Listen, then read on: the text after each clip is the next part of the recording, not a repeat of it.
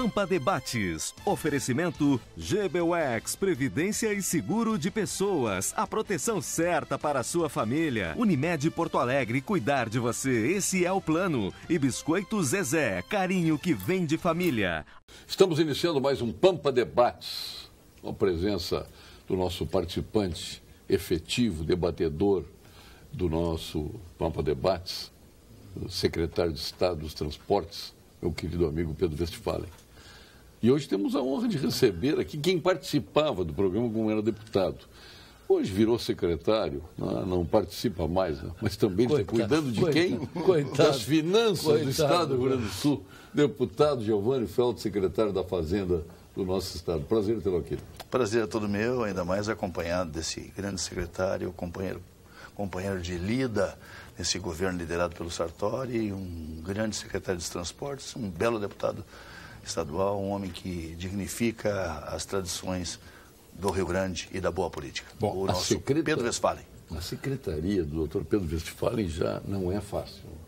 Imagina, ele está aí com buraco por todos os lados, né? Nem todos, já melhorou bastante. Não, agora não. Então tá na fase de tapar buraco, de fazer obras, né? E com alguns compromissos aí que são extremamente importantes, como a 118, né? A RS 118 é um desafio. É um desafio e foi uma pedra no sapato de quantos governadores? 5 governos. 5 governos. 5 governos. Mas temos aí, graças ao trabalho efetivo do nosso secretário Feldt, tem esgrimado com as finanças do Estado desde o começo, numa luta gigantesca, por determinação do nosso governador José Sartori, veio com o nosso vice-governador José Paulo Cairoli, e conseguindo fazer o enfrentamento de muitas questões crônicas do nosso Estado. Eu vejo hoje avanços muito grandes nesses 2 anos, né, Feldt? Conseguimos avançar e recuperar programas que estavam paralisados, fruto da coragem, do enfrentamento de questões. E que bom que está aqui hoje, que nós não podemos deixar ser popularizado negativamente como foi a semana passada. Que bom que você está aqui para dar explicações que precisam ser dadas. E te dizer, Paulo Sérgio, que estive lá em Uruguaiana semana passada e várias pessoas nos assistem lá. E todos elogiaram o nosso programa. Mas que bom que vocês vão lá, o grupo de debates muito bom, muito eclético. É impressionante a nossa audiência no estado inteiro. Bom, semana passada esteve no programa o deputado Luiz Augusto Lara, PTB Rio Grande do Sul.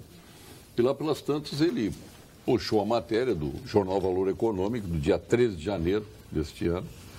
Aqui está a matéria. Pimentel, decisão do Supremo Tribunal Federal sobre a Lei Candir, torna Minas Gerais credora da União. Quem é que recepciona aqui? Vamos colocar aqui. Ó. Essa é a cópia da matéria que saiu no Valor Econômico. Ele, obviamente, tomado pela manchete e por uma declaração de Fernando Pimentel, governador de Minas Gerais, né? Ele fez alguma dissertação sobre o assunto, estranhou que o Rio Grande do Sul não estivesse na justiça para buscar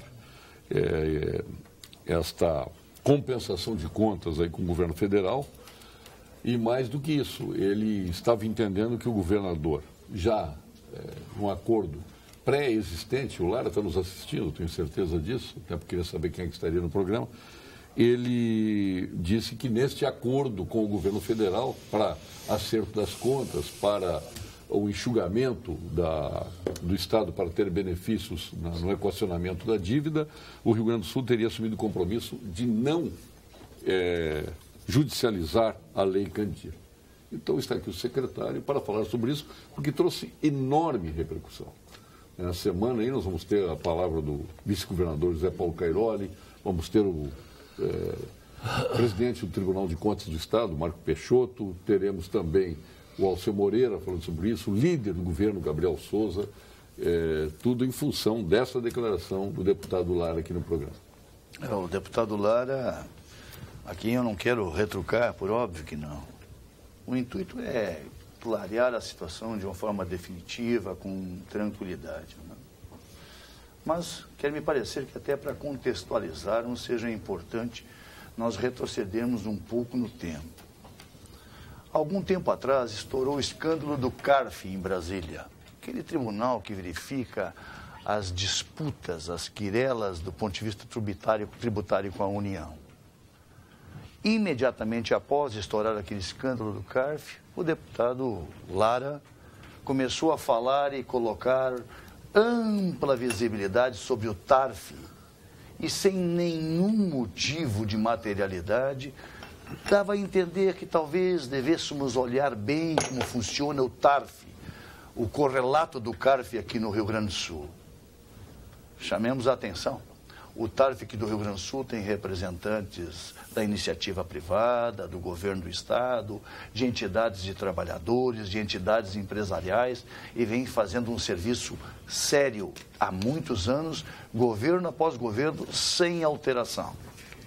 Bom, o andar da carreta estava propício e acabamos nos juntando a ela e quem sabe, eventualmente lançando algumas olhares sobre o TARF aqui no Rio Grande do Sul, também desairosos ou de desconfiança. Vira e mexe, temos que abrir a caixa preta dos incentivos fiscais no estado do Rio Grande do Sul. Quem? O mesmo deputado Lara, presidente da Comissão de Economia na Assembleia Legislativa do Estado. Notem os senhores que todos os incentivos fiscais que são concedidos por conta das aprovações do CONFAS no Brasil são remetidos para a Assembleia Legislativa. Para quem? Para a Comissão de Economia. Todos. Todos aqueles que se originam de acertos dentro do CONFAS, um conselho que agrega todos os secretários da Fazenda, são remetidos para a Assembleia Legislativa e nós ficamos no aguardo por 15 dias de alguma manifestação. A partir de então é que eles têm a sua validade e os seus benefícios concedidos. Mas vira e mexe, sem citar esse assunto, importante, veja bem, muitas vezes ao arrepio do conhecimento das pessoas que falam sobre esse assunto, por desconhecê-lo, eu estou citando tão somente agora, vira e mexe, volta ao assunto da caixa preta dos incentivos fiscais. Grande parte dos incentivos fiscais só entram em validade, começam a ser praticados 15 dias após serem remetidos, aprovados no CONFAS Nacional, serem remetidos para a Assembleia Legislativa. Para onde? Para a Comissão de Economia, que era até poucos dias atrás presidida por quem? Pelo deputado Lara. Agora sai uma matéria no jornal Valor Econômico. E com grande estardalhaço passa a ideia de que esse governo é ileniente, irresponsável, não acompanha, não tem uma Procuradoria-Geral do Estado atilada, tem na Secretaria da Fazenda, eventualmente, um secretário e um conjunto de técnicos que não acompanham com rigidez, com acuidade, os problemas que dizem respeito à realidade financeira, econômica do Estado do Rio Grande do Sul. Nos causou uma certa estranheza, até porque está eivado de equívocos. Não vou adjetivar, Pedro, em nenhum momento, Paulo Sérgio, em nenhum momento vou adjetivar como eventualmente gostaria e talvez com tranquilidade poderia fazê-lo. E saberia com muita propriedade. Mas eu quero colocar assim com muita clareza. Você acredita mesmo de que o Estado do Rio Grande do Sul estaria sendo levado a deixar de requerer e exigir aquilo que lhe cabe por conta de alguma proximidade política ou partidária com quem está no governo de plantão? Ora, eu fui deputado de oposição e não ousei fazer tanto. Até porque era o governo do Tarso Genro e o Lara era secretário de turismo. Que, aliás, já o fora secretário da mesma pasta, por competência, certamente, da ex-governadora Ieda, que, aliás, replicou no mesmo cargo como secretário do governo do PMDB, do Germano Rigoto. Se essas coisas eram de fácil solução, eu não participei desses governos todos, de partidos diferentes. O secretário Lara de então e o deputado de hoje, quem sabe pudesse dar outra solução de continuidade para a questão da Lei Candir. Deve ter feito. Por outro lado, neste governo resolve dizer, e até sacar, está resolvido o problema do Rio Grande. E eu tive a oportunidade de ouvir até alguns debatedores que aqui estavam assentados à mesa, dizendo o seguinte, mas é uma barbaridade, mas não é possível, mas que história maravilhosa, mas que decisão. passando a ideia que nós estivéssemos descuidando das coisas do Rio Grande. Porque realmente tomou a mim de surpresa. Uma grande proporção. Favorável a Minas Gerais. Foi colocado como decisão favorável a Minas Gerais. Mas não existe decisão nenhuma, Paulo Sérgio. Primeiro, em 2005, no governo de Germano Rigoto, adentramos na justiça. Por conta da injustiça que se cometia com o Estado do Rio Grande do Sul, no que tange ao ressarcimento adequado da Lei Candir, que começou lá em 96, que já tem mais de 20 anos, trazendo para nós uma certa angústia e prejuízo. Naquela época... Uma lei boa, uma lei não regulamentada. Aliás, eu até acho que governo após governo nunca foi regulamentado, e eu acho que desde o início talvez o objetivo não era regulamentar mesmo. Hoje nós ganhamos uma fração daquilo que nós deveríamos ganhar, por volta de 15%, 20%. Nós deixamos de arrecadar por ano, por conta da Lei Candir, aproximadamente 3 bilhões e 500 milhões de reais a cada ano. Que hoje levaria 40 e poucos milhões. 45 bilhões e 500 milhões de reais hoje. É o que nós teríamos de direito. A nossa dívida vai a 54 bilhões só com a União. Mas ainda assim, um volume substancioso. E por conta de nunca ter sido regulamentada, nós nunca tivemos o ressarcimento que deveríamos ter tido, conforme a inspiração lá em 1996. E o que é pior, entramos na justiça em 2015 e não tivemos esse processo ainda se deslindando, embora tramitando. Em 2009, outro estado vocacionado para exportação, como é o caso do Rio Grande do Sul, o estado do Pará, por conta em especial de Carajás, os minérios de ferro, adentrou a justiça com outro tipo de ação, direta de inconstitucionalidade por omissão. Omissão da União por não regulamentar a Lei Candir, e que também para eles traz um profundo prejuízo. O Rio Grande do Sul e mais 14 estados solidarizaram-se com a ação do Pará, apuseram a sua procuração, está lá, inclusive Minas Gerais.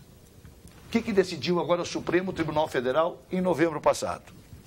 Deu 1 ano para o Congresso Nacional definitivamente regulamentar a Lei Candir. É natural que a gente possa exercitar uma futurologia, sem sermos taxados de irresponsáveis. É muito provável que eles vão regulamentar e vamos fazer, quem sabe, valer a partir desta regulamentação. É óbvio. Porque se tivesse que pagar todo o passado, todo o passivo que aí está, ultrapassa de longe... Termina de quebrar o governo federal. Ultrapassa de longe os 350 bilhões de reais se somarmos todos os estados brasileiros. Então, para que fique claro, nós temos expectativa que a regulamentação se dê no Congresso Nacional. Se ela não se der, no prazo dado pelo Supremo Tribunal Federal de 1 ano, o Tribunal de Contas da União vai ter que fazer todos os estudos e as projeções para que, de forma definitiva, o Supremo Tribunal Federal vá determinar e modular como vai se dar exatamente essa questão da Lei Candir e dos prejuízos que nós temos. Agora, que fique claro, não confundamos CARF Nacional e os seus hipotéticos escândalos com o TARF no Rio Grande do Sul ao longo de todas as décadas da sua existência. Embora alguns se oportunizam de levantar sobre esse assunto. Que não nos oportunizamos também no sentido de colocar dúvidas por palavras e colocações verbais que induzem as pessoas, os ouvidos mais moucos, a pensar, aí tem. Isso muitas vezes é uma especialidade que alguns possuem, mas nem sempre estão cobertos de razão, de verdade, em especial de justiça. Por outro lado, também não nos deixamos enlevar por declarações bombásticas como se todo o estado do Rio Grande do Sul e a sua estrutura administrativa e o seu governo, o seu governador, a sua Procuradoria-Geral, a Secretaria da Fazenda do Estado do Rio Grande do Sul não estivessem acompanhando de forma detida as questões que busquem preservar os interesses do Estado e dos gaúchos. Bom, eu diria, não tem decisão nenhuma. Minas Gerais não fez encontro de contas nenhum, portanto não lhe é devido nenhum recurso por conta de terem créditos supostos. Vamos aguardar o deslindar dessas questões e convenhamos, jamais esse governo, e imagino que o governo anterior, do Tarso Genro, e os futuros haveriam de suprimir, abafar os interesses dos gaúchos e das gaúchas em nome de um interesse muito menor, desprezível até, diante das nossas dificuldades em relação ao mesmo partido político, à mesma grade partidária. Não é assim que se porta o Rio Grande na sua história. E não é assim que se porta o governo Sartori e Cairoli neste momento. Até porque, secretário Pedro Westphalen, ao longo dos anos a gente ficou ouvindo aí, o Rio Grande do Sul está de costas para o poder central. Sempre o Rio Grande do Sul foi do contra, com governos antagônicos, né? E nos poucos momentos que teve lá, vamos dizer, o Jair Soares com o Figueiredo acabaram brigando, né? E acabou o Rio Grande do Sul, na visão de alguns, sendo prejudicado. Depois foi enfrentamento, quando era PT aqui, era PSDB lá, era PMDB lá, com Itamar Franco, que sucedeu o Fernando Collor de Mello, e por aí as coisas aconteceram. Aí falam em alinhamentos astros. Aí quando dão alinhamentos astros, quando o governo é PT aqui, PT lá, parece que é uma relação de compadrio. O Tarso, não, imagina que o Tarso não ia querer receber claro que sim. Óbvio. Olha, imagina que o Sartori vai ser o... não, eu não vou entrar para não prejudicar o Michel Temer. Ele quer o bem do Rio Grande do Sul. Óbvio que quer, né? Não vai ser um artigo interpretado de maneira equivocada, no meu entendimento, pelo caríssimo amigo, o deputado Lara, a quem eu prezo muito e gosto muito dele, mas criou uma confusão. Que bom que o nosso deputado Feltz, brilhante deputado, competente deputado, desempenha uma função das mais árduas. Eu hoje ligava para ele à tarde pedindo uma audiência, que hoje eu digo, me incomodei muito, passei a tarde no DAIR, eu passo a segunda no DAIR, e ele disse, não, aqui está tudo tranquilo, aqui não tem problema. Quer dizer, é um absurdo. Mas como esse tema foi um tema que gerou uma expectativa de que estava salvo o mundo, eu acho que esse programa é pertinente, tem que ser muito mais dedicado a essas explicações que não precisariam ter sido dadas, mas que é necessário sejam dadas. Porque até vocês ficaram perplexos, eu estava vendo o programa, até você ficou perplexo. Sim, os outros todos, poxa, mas eu então não conhecia essa decisão favorável a Minas. Até eu tinha informação que Minas não tinha entrado na justiça. Ela tinha assinado quem entrou. Quem entrou foi o Rio Grande do Sul, foi o Pará. Depois ela entrou junto. Entrou nos 14. Sim, entrou nos 14. Mas não entrou na justiça, ela entrou na justiça. Ela aproveitou a carona do Pará para entrar junto, para assinar junto. Que bom se isso se resolveu, mas não se resolverá... Isso aqui foi um proselitismo de um governador do PT. Né? Sim, exatamente. Isso é natural. O que nós temos que fazer aqui no Rio Grande do Sul é parar com essa mania de querer achar guampa em cabeça de cavalo. Não existe isso aí, não existe almoço de graça. Ora, se algum governante anterior ao nosso governo, Sartori, que é um homem honrado, tem feito um esforço imenso, tem ido mensalmente a Brasília. Porque a Lei Candir já tem 20 anos. Buscando 20 anos que todos nós aplaudimos, né?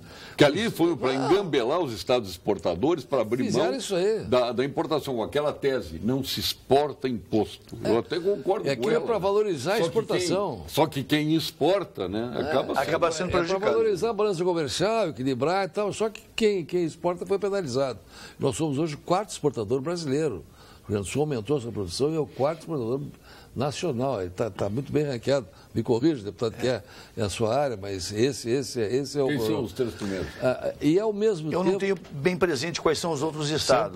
São Paulo, Minas Gerais Rio de Janeiro. E nós em quarto. Passamos para Paraná. É isso, passamos para Paraná, exatamente. Que era o quarto.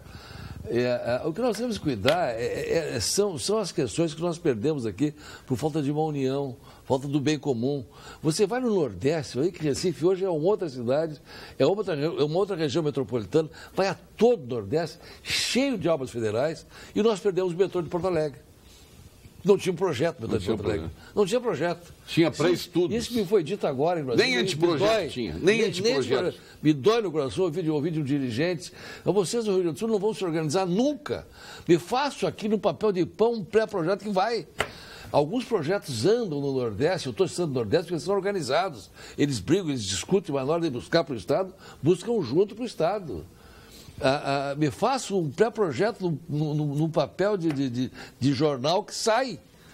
E fica batendo até atrair. E aqui não, aqui nós fomos querendo achar soluções onde não existe nenhuma realidade nesses fatos. E outra coisa, isso Pedro, me entristece muito. Outra coisa que acho que vale a pena a gente referendar é o fato de que todo mundo fica criticando muito os incentivos fiscais. Só aí está 3,5 bilhões dos 15 bilhões que o Rio Grande do Sul dá, e nós não temos nenhuma ingerência federal. Muitas vezes, Paulo Sérgio, também chega e diz assim, não, mas é uma caixa preta. A pergunta que eu te dou, o leite nós não cobramos ICMS. Essas cooperativas que fazem reciclagem, nós não cobramos ICMS, vamos cobrar tudo em incentivo fiscal. Dou um outro exemplo, para a cesta básica dos alimentos mais populares, ao invés de arbitrarmos 18% de ICMS, nós cobramos 7%. 11% de diferença. 11 pontos de diferença. Voltaríamos a cobrar os 18%? Isso também é incentivo fiscal. O Simples Gaúcho, para ter uma ideia, o Simples Gaúcho, 180 mil pequenas empresas que faturam até 360 mil reais. Mercearia, sapataria, uma pequena loja, pequena farmácia, pequena padaria, não pagam um tostão de ICMS, 180 mil espalhados no Rio Grande do Sul. Isso dá 1 bilhão 150 milhões de reais por ano de incentivos para quem está vinculado ao Simples Gaúcho. Vamos cortar isso? Isso é incentivo fiscal. Então a gente tinha que discutir isso com mais responsabilidade. O Carlos Chagas está dizendo aqui que está entendendo que essa briga com o Lara aí é picuinha. Não é, o assunto é muito sério. Será que pode, então, o senhor publicar a lista das desonerações? Está à disposição. Você pode ir, nós temos hoje o site do Estado do Rio Grande do Sul, as desonerações que tem. O portal Transparência do Estado do Rio Grande do Sul. Nós acabamos agora de entregar para a Justiça, por conta de uma decisão judicial em caráter liminar, a totalidade dos incentivos. Duas coisas há que ser desmistificadas. A primeira, que incentivo fiscal só são para as grandes empresas e os poderosos. Dei alguns exemplos anteriormente de que não é assim. E os maiores volumes até não são para as grandes empresas. Cesta básica, leite. Exatamente. Reciclagem. Segunda desmistificação que a gente tem que fazer. Por que não se entrega uma parte para que todo mundo visualiza dos incentivos fiscais? Porque existem dois princípios constitucionais que se confrontam. Um, que os órgãos de fiscalização, Tribunal de Contas do Estado, a própria sociedade, o Ministério Público, têm direito a acesso a todos os dados dos incentivos. Verdadeiro. Segundo princípio constitucional, que se choca com esse primeiro, se colide, o servidor que detém os dados do CPF de alguém ou CNPJ de uma empresa, a sua realidade, os seus ganhos, as suas dificuldades, ele é detentor daquilo e ele não pode compartilhar com ninguém, porque em compartilhando estaria vazando um sigilo fiscal. E esse vazamento do sigilo fiscal imputa ao servidor público do Estado responsabilidade. Princípio do resguardo desse sigilo fiscal. Também constitucional, também legal. Então nós temos dois princípios que se colidem. Por isso que a Secretaria da Fazenda no governo Sartori, no governo Tarso, no governo Ieda, Rigoto, Olívio, Brito, Colares, e poderíamos ainda mais retroceder, deixam de abrir alguma modalidade de incentivo fiscal por conta dos princípios legais, que se colidem. Bom, não tem nada a ver com mal versado, nada a ver com mal feito. Estas duas questões, quer me parecer, Paulo Sérgio, devem ser desmistificadas. Bom, agora, por uma decisão liminar, está aos cuidados da Justiça estes dados, para que ela possa fazer a movimentação que quiser. Claro, está também com ela o aprisionamento desse sigilo fiscal, que sabe que também está imposto na medida como servidor público que é, no sentido de não vazar esses dados. É simplesmente isto.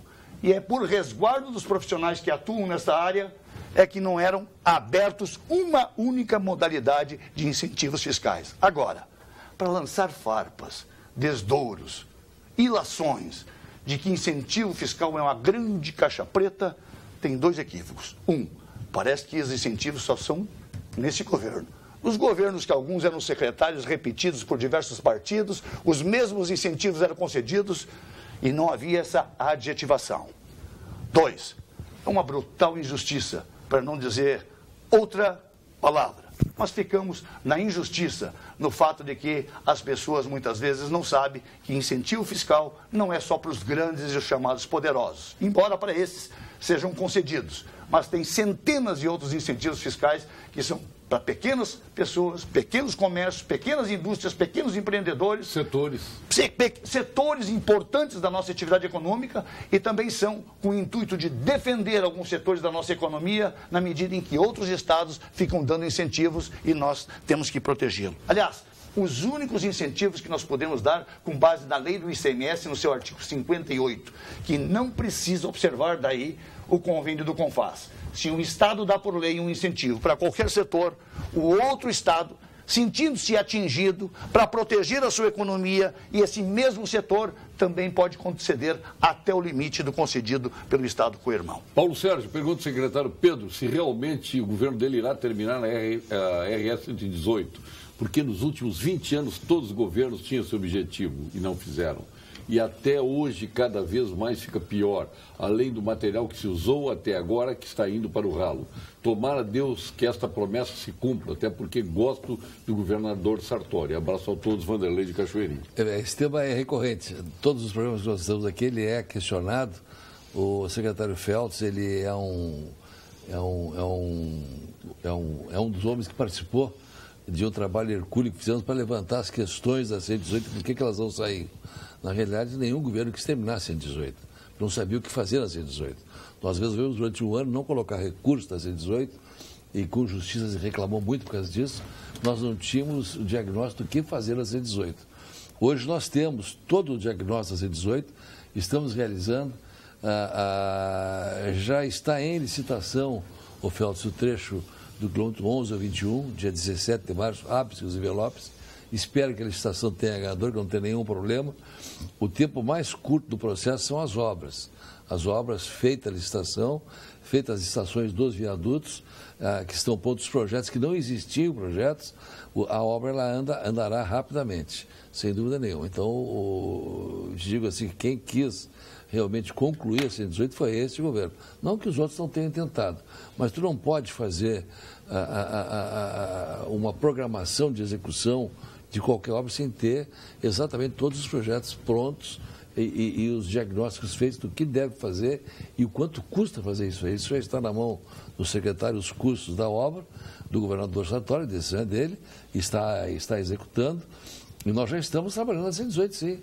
Já estamos trabalhando no quilômetro 5 ao 11, que é um contrato existente, está sendo feito o restauro da estrada, fizemos os projetos das ruas laterais, da iluminação, da recuperação da estrada anterior, enfim, fazer o trabalho daqui para frente. Esperamos que não tenha entraves burocráticos que nos atrapalhem na execução das obras. Quando sair, nós vamos atravessar a peça. Olha, vamos andar na 118 a pé. Farei com muito prazer.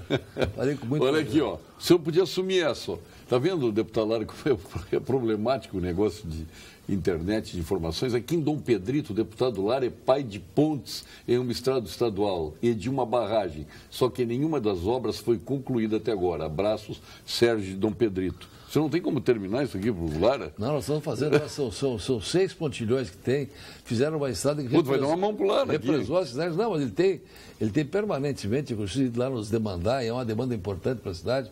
Nós já fizemos 2 pontilhões. Ele tem se virado nisso. Tem, não, o deputado Lara é um deputado que procura... Atuante, inegável. Competente deputado. Não, nós não estamos julgando aqui a qualidade do Lara. Nesse caso aqui, ele se equivocou na leitura e na interpretação do texto e causou uma grande confusão no Estado. Eu levo por esse lado, eu conheço bem o Lara, é um homem honrado, um deputado correto, mas nisso ele se equivocou violentamente e causou um grande problema. Nós temos sido questionados a cada momento se o governo do Estado teria desistido judicialmente. O Estado do Rio Grande do Sul e de Santa Catarina é que proporcionaram a negociação da dívida agora, foram os únicos que entraram judicialmente contra o governo federal. E logramos ganhar um liminar em abril do ano passado, mas de 2015. Foi quem acionou o governo federal, mesmo tendo alinhamento.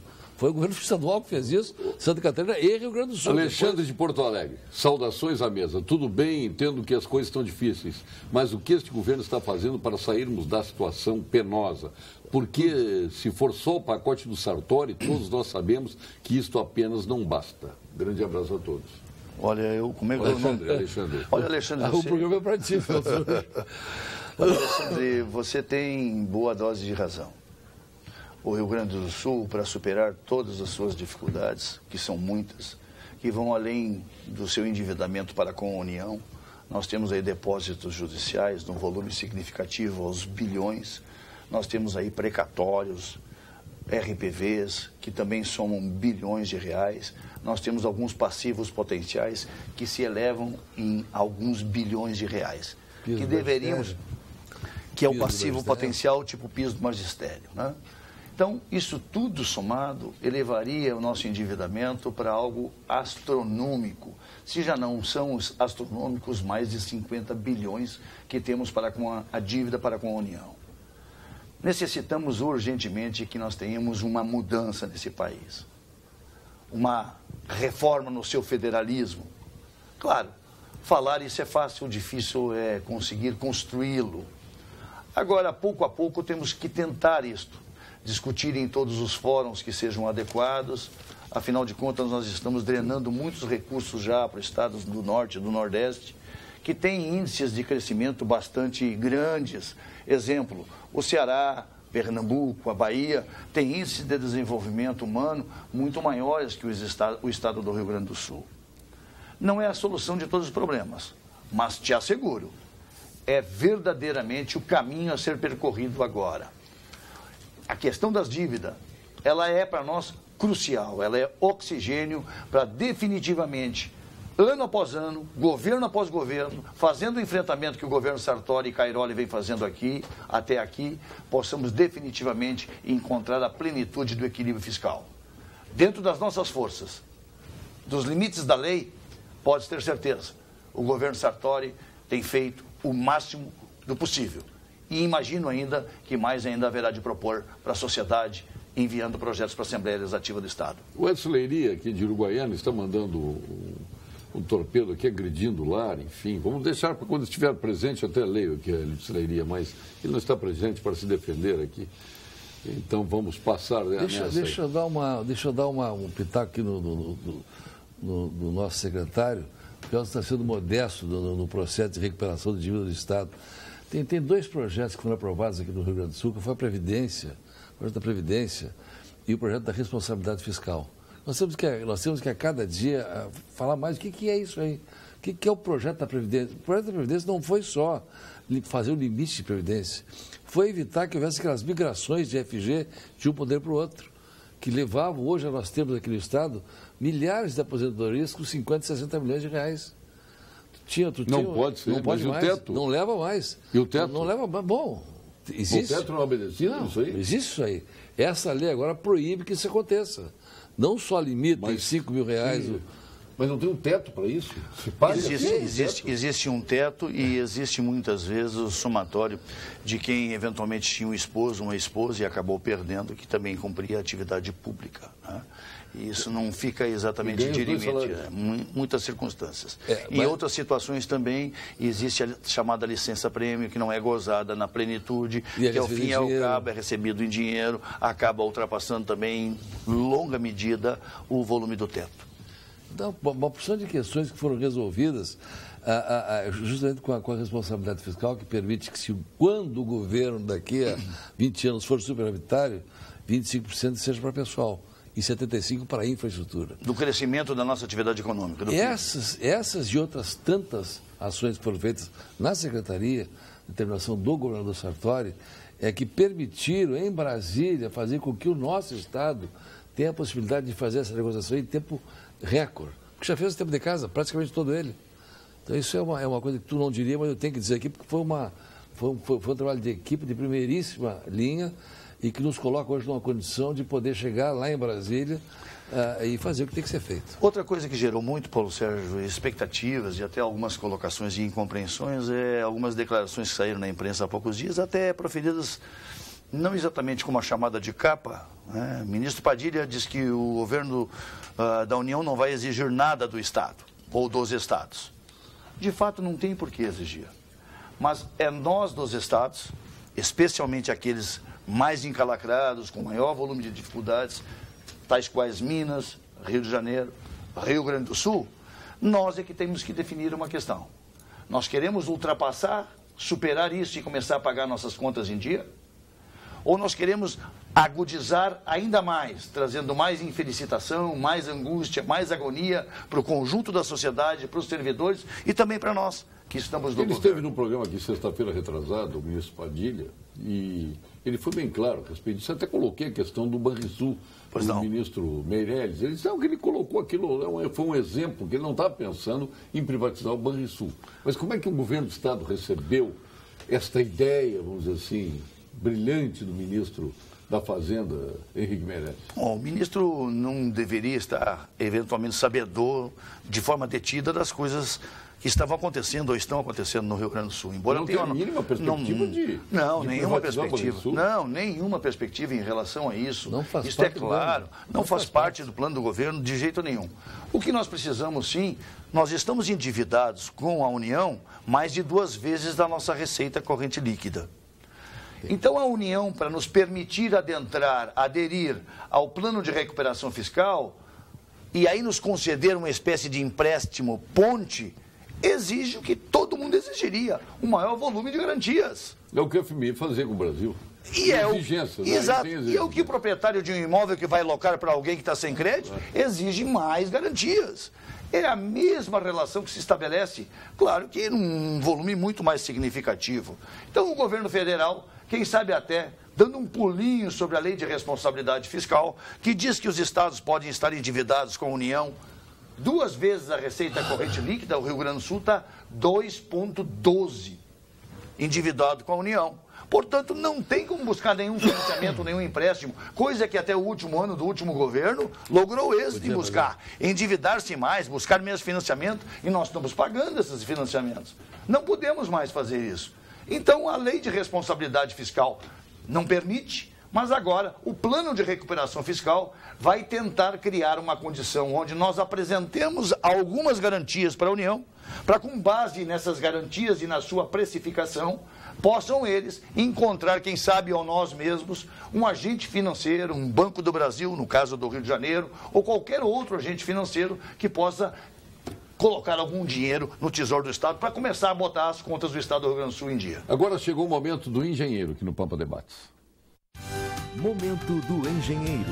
Oferecimento Senge, Sindicato dos Engenheiros. Nosso maior projeto é você. Atenção, engenheiro. Você sabia que no fechamento de 2016 o Senge chegou a ter mais de 1.800 novos sócios no quadro social? E você sabe por que este número não para de crescer? É porque no Sindicato dos Engenheiros tem excelência no plano de saúde, tem a segurança no plano previdenciário com o Senge Previdência, tem o Senge Unimed na saúde, ou nas negociações coletivas tem a garantia das coisas bem tratadas. E estas são só algumas das vantagens ao alcance de toda a categoria e, claro, de seus dependentes. Outra vantagem significativa são os descontos nas mensalidades das principais universidades do Estado.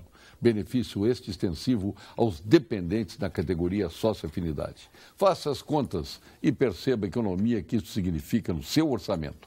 Acesse o portal Senge e saiba também como aproveitar a restituição de 60% da contribuição sindical obrigatória. Outra vantagem concreta que está reservada aos associados em dia com a unidade. Se você ainda não é sócio, faça como 14 mil profissionais de todo o Estado. Associe-se ao Senge e descubra todos os benefícios ao alcance seu e de sua família. Sindicato dos Engenheiros, cada vez mais, nosso maior projeto é você. Não esquecendo também que a melhor alternativa para trocar de endereço, de casa ou de sala comercial é o consórcio de imóveis Unicred. São vários os benefícios para realizar seus sonhos. Cartas a partir de R$250 mil até 200 meses para pagar, em média de 2 contemplados por mês. Acesse unicred.com.br/central-rs/consórcio ou converse com seu gerente Unicred. Unicred, mais valor para você. Tudo isto que Sua Excelência, secretário Feltz, está dizendo, a gente acredita. Mas será que tudo isto vai se concretizar? Pergunte ao secretário Feltz se ele esqueceu que o Supremo Tribunal Federal está ao lado do governo federal. E ele estende a pergunta: e por que o leite está tão caro aqui no Rio Grande do Sul, no José de Porto Alegre? Bom, as questões dos preços das mercadorias nas gôndolas dos mercados, confessadamente, eu não posso discorrer sobre elas. Posso dizer assim, empiricamente, que é uma certa sazonalidade, onde há menor produção ou maior produção, e isso, com certeza, infere no preço da gôndola. É a questão do mercado, procura e oferta, talvez seja isso uma das coisas a explicar a questão do preço do leite. Mas também a explicar quando ele tem uma baixa no seu preço. Em relação à avaliação que faz o nosso telespectador no que tange ao Supremo Tribunal Federal estar atrelado ao governo, eu não ousaria fazer tal afirmação. Afinal de contas, nós temos ali doutos, homens e mulheres da melhor qualidade, a nossa principal instância judiciária, há que se acreditar naquilo que ali estão a exarar em termos de parecer e voto, e certamente o Supremo Tribunal Federal tem, na medida do possível, auxiliado sobremaneira para que nós definitivamente venhamos a superar as dificuldades pelas quais passa o país. São indicações que passam por ali, desde o decano Celso de Mello até o mais recente deles. O Alexandre de Moraes, que vai passar mais, passa pelo Congresso Nacional. Exatamente. Também, né? Então passa pela sociedade, mesmo que de forma indireta, na medida em que é sabatinado no Congresso Nacional qualquer um dos membros do Supremo Tribunal Federal. Joaquim, aqui da Zona Sul, secretário pelo Desfalem. Excelente, esclarecedor o Pampa Debate de hoje. Coisa de gente grande. O programa é Orgulho do Rio Grande. Parabéns, Paulo. Abraço a todos. Ouvi lá em Uruguaiana, ouvi lá em Cruz Alta, ouço em todo lugar o grau de profundidade dos debates desse Pampa Debate. Em todos eles, desse, especialmente porque o Feltz realmente é um dos parlamentares mais competentes que eu conheci e convivo com ele. E aprendi muito com ele. Mas eu quero que fazia levantar um tema também... Só lamento não ter a mesma gentileza do senhor. Não, porque é verdade, poderia dizer isso em grau até mais ampliado, Pedro. Então, estamos aí na mesma luta, sabendo das mesmas responsabilidades. Mas eu queria ler outro e-mail aqui. A mim parece o que mais choca é a atual posição muito dura do governo nas questões financeiras, e elas são tratadas com extrema seriedade. O eleitor não está preparado para isso. Cheguei a ouvir de um companheiro que pagar conta não é importante para o governo. Ainda acredito no governo Sartório, São Martim de São Leopoldo. Tá vendo? Olha, eu tenho vídeo de se multiplicar onde a gente anda aí. Você também deve ver alguma coisa. A sociedade está compreendendo a necessidade da dureza dessas medidas. Aliás, o governador sempre foi muito claro, desde a sua campanha e nas suas falas, que ele não está preocupado com a próxima eleição. Ele quer entregar o Estado com a semente plantada da transformação, e para isso é preciso todas essas ações, elas realmente serem regadas, crescerem, para que futuramente, daqui a 2 gerações, o Estado possa, enfim, encontrar Agora também caminho. Não fique sorrindo aí também, o Lores Luiz Pavone está dizendo aqui que a estrada de Bento Gonçalves é só buraco. Qual delas? De Bento Gonçalves, está dizendo. Qual? Bento Gonçalves. Olha a estrada em Bento Gonçalves, é só buraco. Lores Luiz Pavone. Tem que ver qual é que então manda dizer, Pavone. A 470 não conseguia. Aliás, de Bento não conseguia se sair no começo do governo Sartori. A 470 estava intransitável lá para Veranópolis, está boa, até Nova Prata, são mais de 100 quilômetros. É só lhe dizer, manda dizer de novo. Me diz qual é a estrada ali. Tem uma estrada em Bento Gonçalves que não está boa, que é para aquele distrito de Pinto Bandeira. Só se for essa aí. É a única estrada, são 13 quilômetros. Nós esperamos agora. A nem foi nem hoje. Sim. Tratar das renovações, das conservas. Deve ser essa, então. Bom, só pode ser sempre, porque as outras todas têm ótimas condições. A 431 em Bento Gonçalves é uma estrada de 5 governos. E nós terminamos a 431. Bento Gonçalves não pode se queixar. Lores, olha aí, manda dizer, né? Então manda dizer se é essa aí, então. Pode ser que seja. Se for de Pinto Bandeira, ele tem razão. Quando vai ser pago esse mês para a Polícia Civil? Está perguntando a Cláudia. Bom, Cláudia, nós fizemos até para uma demonstração inequívoca, mais uma delas, de que a prioridade é fazer o pagamento dos servidores públicos, mesmo quando não se tem recurso para fazer na totalidade. Nós antecipamos o recolhimento do ICMS de uma camada, uma parcela substancial da economia do Rio Grande do Sul, antecipamos mais de uma semana para podermos, quem sabe, não a totalidade, mas creditarmos ainda na sexta-feira para o conjunto dos servidores o máximo que nós tivermos à disposição de recursos. O que não será privatizado? Está perguntando o Leonardo de São Leopoldo. Bom, nós estamos com 3 projetos na Assembleia Legislativa, aliás, 3 empresas, para que a Assembleia possa fazer a sua detida avaliação. A CRM, a Companhia Rio Grandense de Mineração, a CEE, a nossa Companhia de Energia Elétrica, e também a Sulgás, a nossa Companhia de Gás. Essas 3 empresas estão lá para retirarmos a obrigatoriedade de ser feito um plebiscito, para que a partir de então pudesse a Assembleia Legislativa exalar uma opinião através do seu voto, para que definitivamente o Estado pudesse, quem sabe, federalizar, privatizar ou até mesmo deixar na condição que está, continuando a perquirir nas regras e nas ações e ferramentas de gestão que as diretorias dessas empresas estão fazendo desde o início de 2015 com excelentes resultados. O fato é que são 3 empresas da área da energia, essas 3 empresas hoje, o momento é cíclico, nós já tivemos um momento da expansão das indústrias do fabrico de automóvel, o setor automotivo, isto ocorreu na segunda metade da década de 90 do século passado, nós perdemos grandes oportunidades da McLaren, da Ford e de tantas outras empresas que viriam nessa esteira, nós perdemos essa passada, mas logramos êxito com a GM que aí está e algumas outras empresas, mas poderia ter sido muito maior. A GM representa aproximadamente 13% da produção de veículos automotivos. Se nós tivéssemos aqui a Ford, nós teríamos aí mais de 25% da produção de automóveis no país, o que seria altamente significativo ainda mais. Por outro lado, agora é o momento das indústrias de energia. Existem no mercado internacional um interesse em relação a isso, empresas chinesas, empresas e conglomerados japoneses que têm interesse nesse tipo de ativo. E quem sabe seja o momento de nós discutirmos, mas não diretamente por parte do Estado. Talvez a possibilidade seria colocar para o governo federal como uma forma de garantir para que, através do que vale essas empresas, da sua precificação, nós tenhamos recursos sendo carreados para o Tesouro do Estado.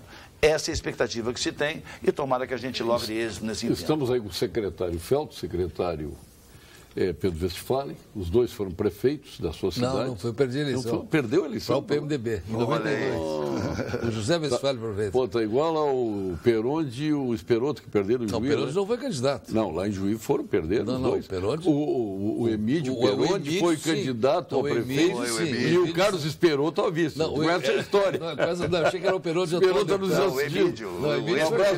O nosso Carlos Rivassis Esperoto foi candidato ao prefeito. Ele que concorreu pela Arena 1, se ele fosse pela 2, ele ganharia. Sim, é verdade. Mas ele foi prefeito de Campo Bom. Olha aqui, ó, depois de 28 anos de espera, quando será entregue a ponte da Avenida dos Municípios entre Campo Bom e Novo Hamburgo? Quem pergunta? Israel de Campo Bom. Oi, Israel.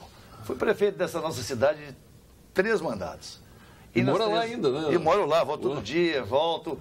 E por 3 oportunidades tive a oportunidade de ver sempre a sucessão daquele nome que eu indicava e apoiava. Um abraço, Israel.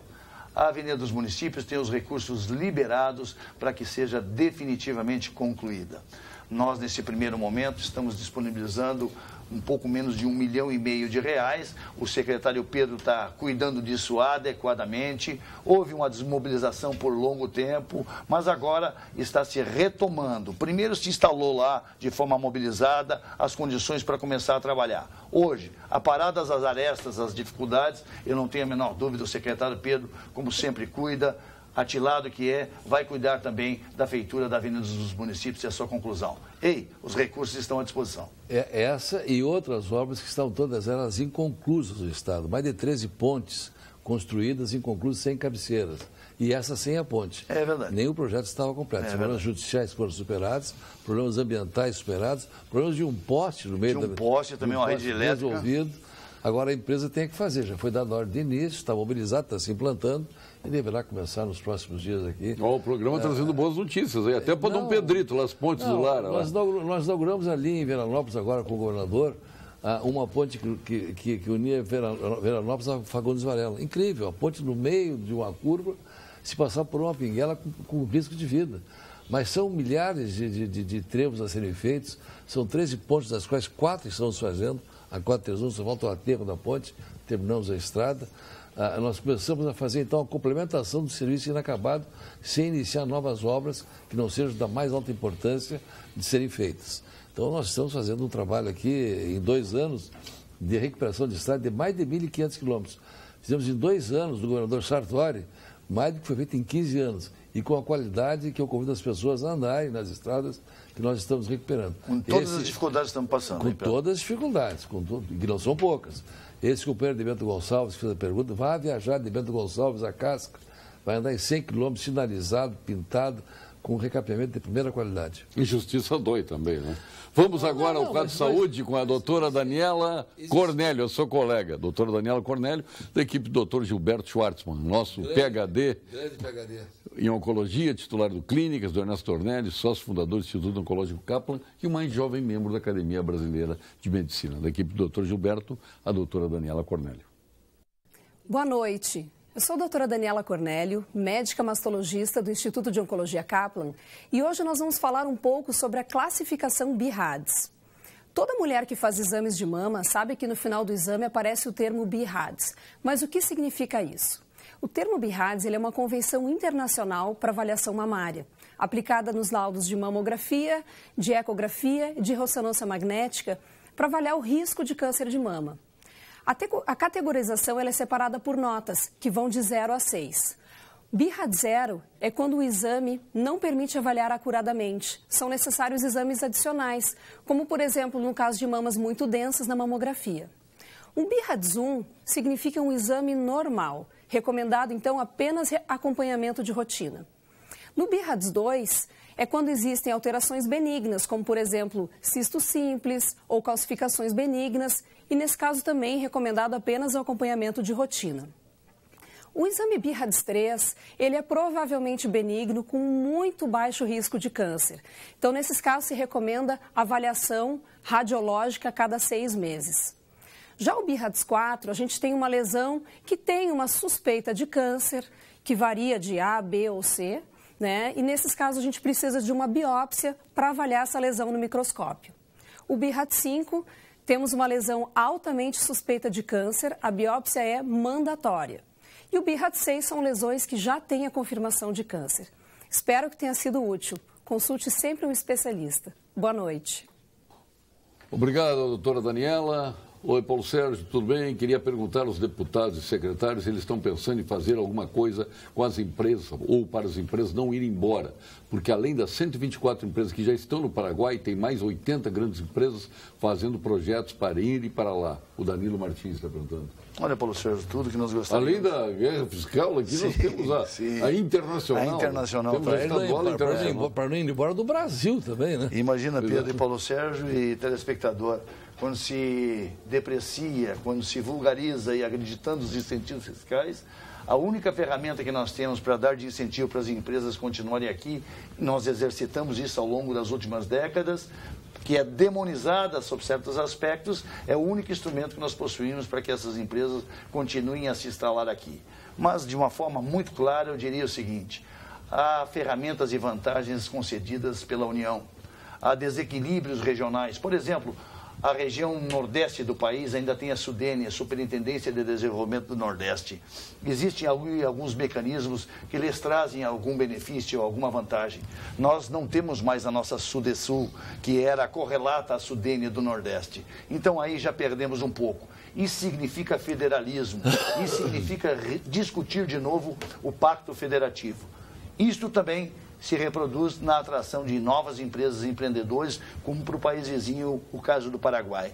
Claro, o Paraguai tem uma capacidade ainda de instalação um tanto quanto diminuta, considerando o gigantismo da economia brasileira. Mas, claro, nós estamos muito próximos, certamente poderia ser um desaguador de empresas e empreendedores correndo para lá e gerando empregos. Mas tem um grande significado nisso: a mão de obra mais barata que o país paraguaio está a ofertar, em abundância e com um soldo bem menor do que os pagos aqui no país. Isso também é uma forma de atrair novas empresas. E é por isso que as empresas acabam, sob certos aspectos, para atender seus mercados, buscando exatamente as melhores oportunidades. Não dá para assegurar nada, a não ser uma coisa. Estamos e continuamos estando sempre à disposição para conversar, encontrar mecanismos para que no Rio Grande do Sul se estabeleçam, ampliem o mais variado número de empresas de todas as áreas. Saudações aos participantes da mesa. Que tristeza o desemprego no Brasil. Fiquei das 8 da manhã até as 5 da tarde na fila do Cine. Vergonha deste bar. Brasil corrupto. Marcelo de Cachoeirinha, triste isso ainda. É complicado. É muito triste. Nós temos muitas Marcelo, mazelas. solidariedade, meu querido amigo. O Marcelo, você tem toda a razão, nós temos muitas mazelas. Por isso que essas medidas são necessárias, Marcelo, aqui a nível nacional. Não dá mais para levar com a barriga, não dá mais para levar na conversa, não dá mais para levar no sonho, que não é fundamentado em alicerces sólidos de uma realidade que nós vivemos. O Rio Grande do Sul vive mais da sua história. O Brasil, na realidade, precisa de um planejamento. Precisamos reformar completamente essa relação do Estado com a Federação. Aqui no Rio Grande do Sul nós falamos várias obras boas, mas hoje à tarde, eu conversava com o Marcelo lá de Três Cachoeiras, a 494 está um horror aquela estrada. A 377 de Capão do Cipó a Santa Tecla precisa 10 quilômetros ser recapado completamente. Já está cantando o secretário aqui para arrumar recursos aqui? Não, mas ele tem sido, olha, tem sido um parceiro, eu não posso reclamar, da Fazenda. Tem sabido fazer com justiça a divisão do que não tem. E tem cumprido, principalmente, o pagamento de compromissos feitos no governo anterior. Quando o Feltes vai começar a vender esperança ao povo gaúcho, chega de catástrofe. Entendemos os problemas, nós queremos mais do governo Sartori. Otávio Wirst, de Campo Bom, seu conterrâneo. Tem um Wirst lá que é vereador pelo 5º ou 6º mandato, Milico. Olha, Otávio, tudo bem? Deixa eu colocar para vocês e os telespectadores. Você me conhece muito bem aí de Campo Bom e sabe que não precisa ficar vendendo esperança simplesmente no falar, tem que realizar.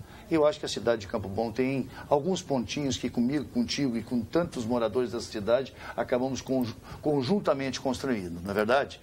O que vale para o estado do Rio Grande do Sul é o que vale para o país. Agora chegou, Otávio, a conta do cheque especial, do cartão de crédito que a gente não consegue mais pagar o mínimo daquela parcela mensal. Sabe quando acontece isso? Quando a gente se encalacra e se endivida até não poder mais. Estoura o fole da gaita. É isso que nós estamos passando agora. Aqui no Rio Grande a gastança foi exagerada, no país também. É por isso que entramos na recessão, com mais de 12 milhões de desempregados, com grandes e gigantescas dificuldades a serem superadas. Por outro lado, eu gostaria de dar uma aspirina e resolver os problemas de septicemia, da economia e das finanças do estado do Rio Grande do Sul. Mas, lamentavelmente, mesmo não sendo médico, como é o meu colega Pedro, posso afirmar que um quadro de septicemia na área das finanças do Tesouro do Estado não se corrige tão somente com analgésico. Precisam doses cavalares de antibióticos potentes exatamente para combater esse mal. Estamos fazendo isso. Mas te asseguro, sim, no final desse ano, aprovando o restante do conjunto das medidas que tramitam na Assembleia, aprovando ali, somando-se a nossa adesão à recuperação fiscal do governo federal e a economia, ao invés de estar em recessão, Otávio, começar a inflexionar, começar a crescer de forma positiva, pode ter certeza que até o final do ano nós estaremos pagando as nossas contas em dia. Mas há que se somar esses 3 fatores. Para finalizar esse aspecto, eu te diria o seguinte: aí o Pedro, que é secretário competente dos transportes do Rio Grande do Sul, vai poder ainda mais realizar, porque o Pedro estica o pouco dinheiro, ou quase nenhum, que nós temos no Tesouro do Estado, fazendo múltiplos investimentos. Mas certamente, para o desejo dele, o nosso e do governador Sartori e do Cairoli, muito aquém do que o povo do gaúcho gostaria e mereceria. Mas é esta a realidade, é construir um Estado para o futuro mais sólido, onde a locomotiva volte a se posicionar novamente sobre os trilhos. Nós estamos fazendo a nossa parte e sei que podemos contar contigo. Olha aqui, ó, uma infinidade de WhatsApps aqui falando sobre a questão da 118, que já foi respondida aqui. É o tema. É o tema do momento. Sou fornecedor do Estado com valor como é acumulativo desde 2014. Qual a previsão do pagamento desses fornecedores? Meu nome é Esther Gonçalves, da empresa Hospitrade Limitada. Quando são relações... Aliás, já fale sobre desse acerto com os hospitais. Tá bem. Hoje tivemos um grande momento, né? totalizando 280 milhões de reais aproximadamente. 80 milhões de reais haviam sido carreados para os cofres dos hospitais no estado do Rio Grande do Sul, aqueles que não poderiam aderir ao FUNAFIR, um programa de financiamento que o Banrisul colocou como mais um produto a beneficiar e auxiliar essas casas hospitalares. Hoje, no volume de 200 milhões, portanto, perfazendo os 280 milhões aos quais me referia anteriormente, um volume significativo de centenas de hospitais puderam ter suas contas zeradas. Claro, para que nós não tenhamos o retruco depois, para que nós não tenhamos depois a maior volume de dificuldades, a economia tem que melhorar definitivamente. Por outro lado, eu diria o seguinte: nós estamos devendo por volta de 30, 45, 60 dias a fornecedores e terceirizados, aqueles que diretamente transacionam com a Secretaria da Fazenda. Naqueles que são diretamente ligados ao pagamento através de uma secretaria, que pode ser o caso dessa empresa, relacionada à questão da área da saúde, tão bem gerenciada pelo secretário Gabardo, há que se observar o seu regramento e as suas possibilidades. Vamos ao ponto final, com Gimo e FG Business School.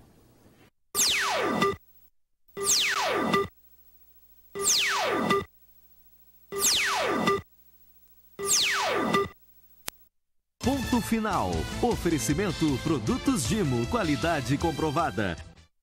José Luiz, olha, de Campo Bom, José Luiz Popa de Campo Bom, bancada de gremistas esta. É verdade. Isso é verdade, talvez. E foi o jogo do São José ontem, né? Fui com o meu foi do São José ou do Grêmio? Seu ponto final, não, dois tempos. Vamos agradecer ao Uruguaiana a recepção que tivemos lá na liberação de São Marcos. São Marcos é um pequeno distrito que precisava de 700 metros de aguamento.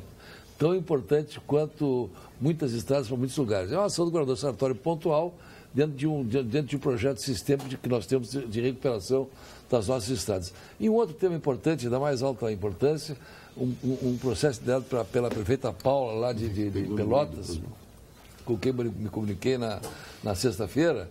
A Paula está fazendo um movimento para que a 116 tenha do governo do Estado o apoio para que seja terminado. Paula, o governo do Estado está empenhado, está com vocês, ele telefonei na hora, estou aqui de público me dirigindo à Zona Sul, o governo do Estado está sim aplicado, empenhado nesse movimento, porque a 116 saia do papel. E uma informação importante, sabia que Uruguaiana é a segunda entrada de estrangeiros no Brasil? 35 mil estrangeiros entraram no final de semana.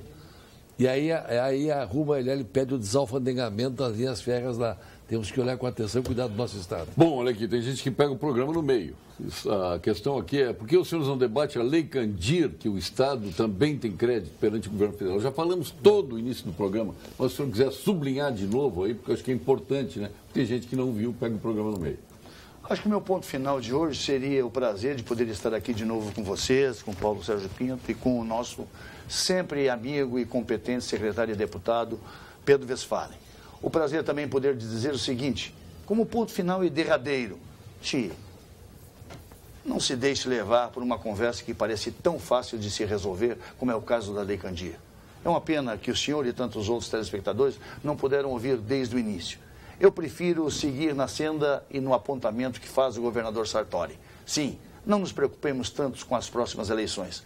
Vamos pensar um pouco nas próximas gerações, mesmo que isso significa sorver e mastigar um fruto amargo, mas que certamente haverá de gerar frutos para as próximas gerações. Sim, o ponto final é este, que nós saibamos enfrentar os nossos problemas todos os dias. As soluções não são fáceis, porque nós sabemos que no Estado é assim, e certamente o senhor também sabe e reconhece que nas nossas vidas privadas, nossas famílias, nossos negócios, também não existe essa facilidade toda.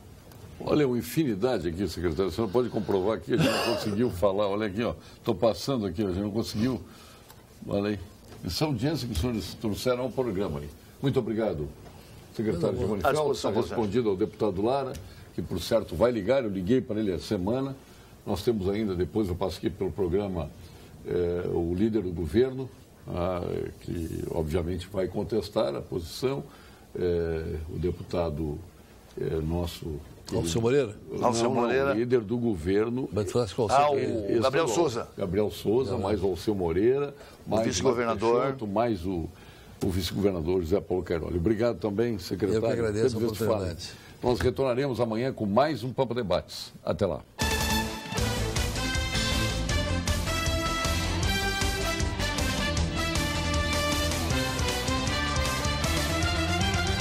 Copa Debates. Oferecimento GBUX, Previdência e Seguro de Pessoas. A proteção certa para a sua família. Unimed Porto Alegre, cuidar de você, esse é o plano. E Biscoito Zezé, carinho que vem de família.